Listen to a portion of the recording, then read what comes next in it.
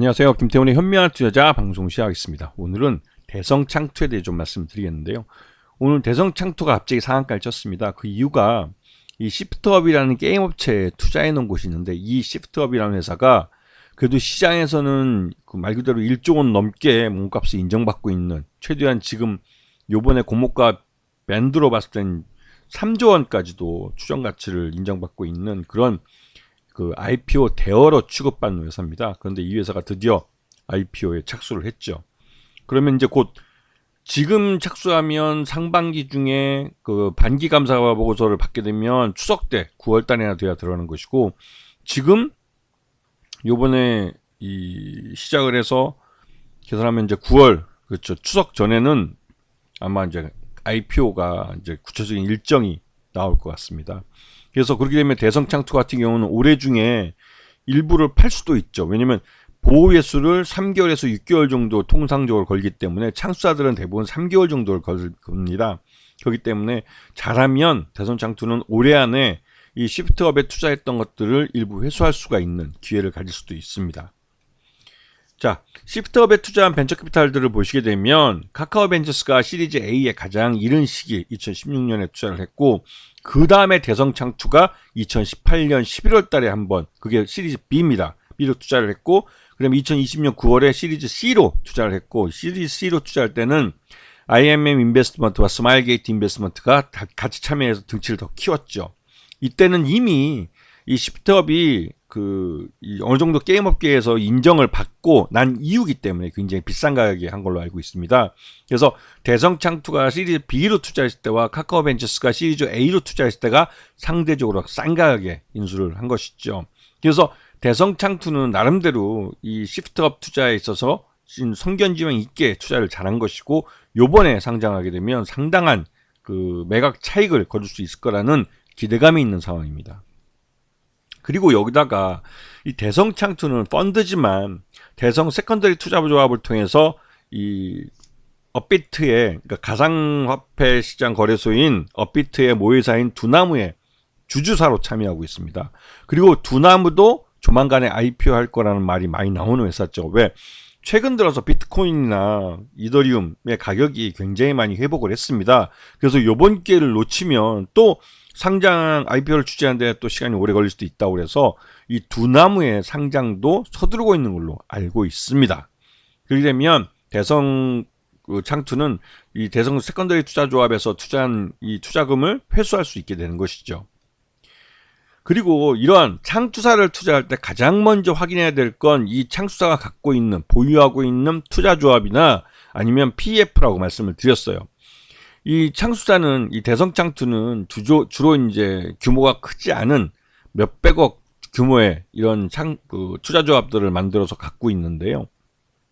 이게 대부분 다 이 규모가 좀 작고 기간이 8년에서 7년. 그래서 올해 2024년 전후에서 하나씩 이제 이 만기가 돌아오는 것들이 있습니다. 2016년에 된 게 5년짜리고 2016년이 된 게 8년짜리이기 때문에 이것들이 대부분 다 올해 또 이 청산 기간을 연장할 경우에는 1, 2년 안에 이 만기가 돌아오게 되는 것이죠. 이런 종목들은 말 그대로 이제 만기가 돌아오면 이걸 청산해서 이 말 그대로 이제 투자 조합뿐만 아니라 운영사의 이제 그런 성과 보수도 주게 되고 해서 실적이 이제 확실하게 이제 고정이 되는 겁니다. 이렇게 되면 나름대로 이 실적에 대한 기대감이 있게 되는 것들이죠. 자, 그래서 요번 1분기 때 이 지금 수익을 보시게 되면 투자 수익 면에서도 꽤 괜찮은 성적을 나타냈고, 투자 조합 수익에서도 12억 정도 규모가니까 37%의 매출, 이 나쁘지 않은 겁니다. 왜냐면 대성창투 직원이 다 입찰봤자 20명이 안 됩니다. 10여 명밖에 안 되는 회사가 투자 관리 보수로만, 그러니까 투자 조합을 관리한다는 그 명목으로 받는 수수료만 12억 정도를 1분기에 받았기 때문에 결코 좋은 게 아니죠. 그리고 나름대로 뭐 수익은 이 공정가 투자 수익에 대해서, 투자해 놓은 곳에 대해서 한 10억 정도로 평가받고 있고, 그다음에 또 따로 공정가치 금융자산 처분이익, 그러니까 팔았다는 거죠. 팔아서 5억을 확정시킨 게 있습니다. 이런 부분이 있고요. 그래서 지금 그 1분기에만 33억 정도의 매출을 일으켰고 영업이익은 14억 원, 그다음에 당기순이익은 18억이 발생했습니다. 이거를 생각해 보셔야 할 게 지난해와 지지난해는 이 연간으로 123억의 매출액과 136억의 매출이지만 영업이익은 연간으로 20억, 10억 정도밖에 되잖아요. 그런데 1분기에만 14억을 했기 때문에 이 대성창투는 올해 확실히 실적이 예년보다 좋아질 가능성이 높은 겁니다. 그리고 이제 이 회사는 최대주가 대성홀딩스로 지주회사인데 이쪽이 48%를 갖고 있고 김영훈 회장이 개인적으로 3%를 갖고 있어서 이 최대주 지분이 51.74% 넘어가고 있고 그러면 유통주식수가 그만큼 적다는 소리가 되는 것이죠. 자, 대성창투의 차트를 보면 굉장히 지루하게 움직입니다. 하루 거래량도 적은 주식이고 그래서 대부분 이제 창수사들은 잃어버리고 있는 분들이 많죠.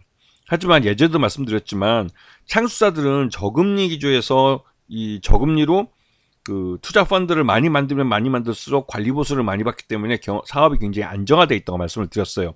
그리고 투자 조합이 만기를 맞을 때마다 이 투자 조합의 투자 성과에 대해서 성과 보수를 받는 거기 때문에 실적이 그게 플러스가 되죠. 이런 부분을 말 그대로 스케줄에 따라 움직이는 회사이기 때문에 그런 부분을 잘 챙겨보시면 의외로 이런 회사들이 주가도 많이 오르고 배당도 꽤 줍니다. 그렇기 때문에 이 대성창투 같은 이런 창수사들은 예전에도 말씀드렸지만 투자조합을 확인하고 투자조합의 만기를 확인하고 그다음에 이 투자조합이 투자한 회사들을 챙겨보시면 충분히 좋은 수익을 가져갈 수 있는 투자 기회들을 잡기가 뭐 나름대로 뭐 수월하다고 하면 수월하다고 볼 수가 있는 것이죠. 대성창투는 1분기 실적만 놓고 봤을 때 정책 주가 4천만 원 정도로 평가됩니다. 그렇기 때문에 지금 2천원대 초반에서 주가 상한가를 빵 쳐버린 거죠. 결국은 이 회사가 만들어낼 수 있는 수익을 창출할 수 있는 그 능력에 따라서 기업 가치가 평가되는 거기 때문에 대성창투는 올해 기업 가치가 좋아지는 쪽으로 평가받을 가능성이 크다는 겁니다. 아시겠죠? 자, 오늘 방송 여기서 마치겠습니다. 감사합니다.